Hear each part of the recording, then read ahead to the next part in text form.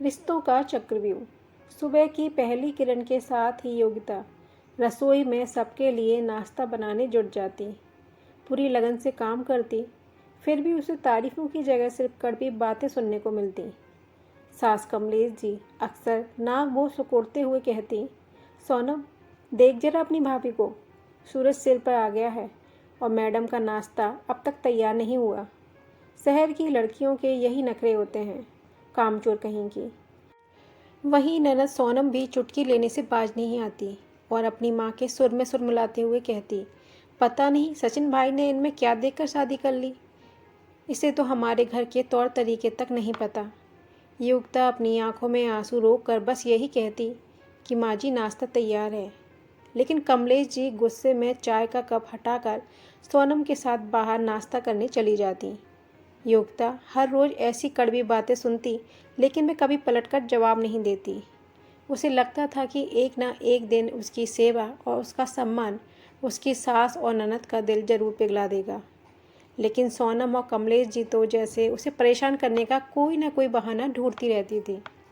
वक्त बीतता गया और योगिता पर होने वाले मानसिक अत्याचार बढ़ते गए। जब भी सचिन घर पर होता, कमलेश जी और सोनम जी का व्यवहार एकदम बदल जाता। लेकिन जैसे ही सचिन काम के सिलसिले में घर से बाहर जाता, युक्ता के लिए वो घर एक जेल बन जाता। एक दिन तो हद ही हो गई, जब सोनम ने घर में जानबूझकर एक बड़ी साजिश रची। उसने झूठ बोलते हुए अपनी माँ से कहा, माँ, देखो योगिता भाभी ने अलमारी खुली छोड़ दी थी और मेरा सोने का कंगन नहीं मिल रहा है। ज़रूर भाभी ने ही इसे कहीं छुपाया होगा या अपने मायके भेज दिया होगा।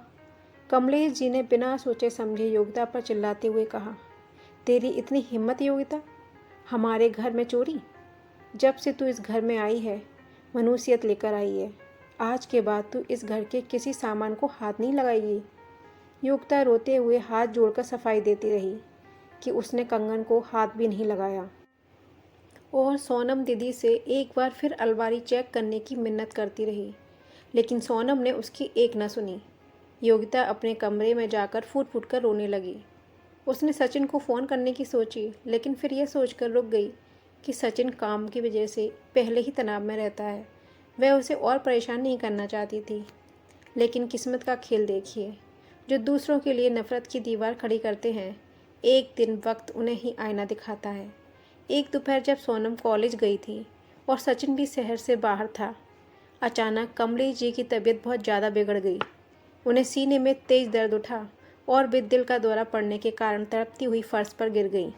वे कमज़ोर आवाज़ में सोनम को पुकार रही थी, लेकिन वहाँ कोई नहीं था। कमलेश जी के कराहने की आवाज़ सुनकर युक्ता दौड़ती हुई आई।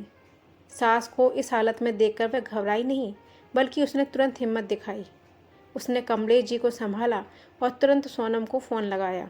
लेकिन सोनम सहेलियों के साथ पार्टी में व्यस्त थी और उसने योगिता का फ़ोन काट दिया। योगिता ने बिना एक पल गंवाए पड़ोसियों की मदद ली और कमलेश जी को संभालते हुए तुरंत अस्पताल ले आई। अस्पताल पहुंचते ही डॉक्टरों ने कमलेश जी को आईसीयू में ले लिया। कुछ देर बाद जब डॉक्टर बाहर आए तो योगिता ने घबराते हुए पूछा कि उसकी माँ जी कैसी हैं। डॉक्टर ने राहत की सांस लेते हुए कहा, आप सही समय पर उन्हें अस्पताल ले आईं। अगर 10 मिनट की भी देरी होती तो उन्हें बचाना मुश्किल था। उनकी जान सिर्फ आपकी सूझबूझ की वजह से बची है। इसी बीच फ़ोन पर खबर पाकर सोनम और सचिन भी हाँफते हुए अस्पताल पहुंच गए। सोनम को जब यह पता चला कि उसने पार्टी के चक्कर में फ़ोन नहीं उठाया था, तो वह ग्लानि और डर से भर गई।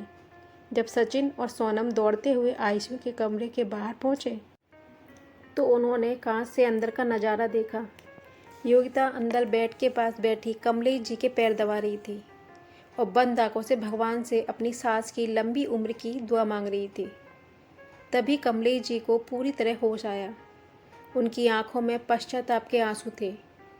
उन्होंने कांपती आवाज़ में योगिता का हाथ थामा और रोते हुए कहा, योगिता बेटी, मुझे माफ़ कर दे। योगिता चौंक गई और बोली, माँ जी, आप ऐसा क्यों कह रही हैं?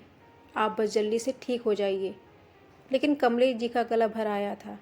उन्होंने कहा, मैंने और सोनम ने हमेशा तुझे पराया समझा, ताने दिए, तुझ पर चोरी का झूठा इल्ज़ाम लगाया। लेकिन जब मेरी जान पर बन आई तो मेरी सगी बेटी ने फ़ोन तक नहीं उठाया और तू अपनी जान लगाकर मुझे अस्पताल लेकर आई। मुझे अपनी बहू को पहचानने में बहुत बड़ी भूल हो गई। उसी वक्त सोनम भी रोते हुए कमरे के अंदर आई और योगिता के गले लग गई। उसने रोते हुए कहा, भाभी मुझे माफ़ कर दीजिए, मैं ही माँ के कान भरती थी। आज मुझे समझ आया कि आप इस घर की लक्ष्मी हैं। मैंने जो कंगन खोया था वो मुझे दूसरी अलमारी में मिल गया था, लेकिन मैंने आपके प्रति नफ़रत में झूठ बोला था। मुझे अपनी गलती पर बहुत पछतावा है भाभी। योगिता ने आगे बढ़कर दोनों के आंसू पोंछे हुए मुस्कुराते हुए कहा, माँ जी, दीदी, सुबह का भूला अगर शाम को घर लौट आए तो उसे भूला नहीं कहते। आप दोनों ने आज मुझे दिल से अपना लिया। मेरे लिए इससे बड़ा कोई सुख नहीं है।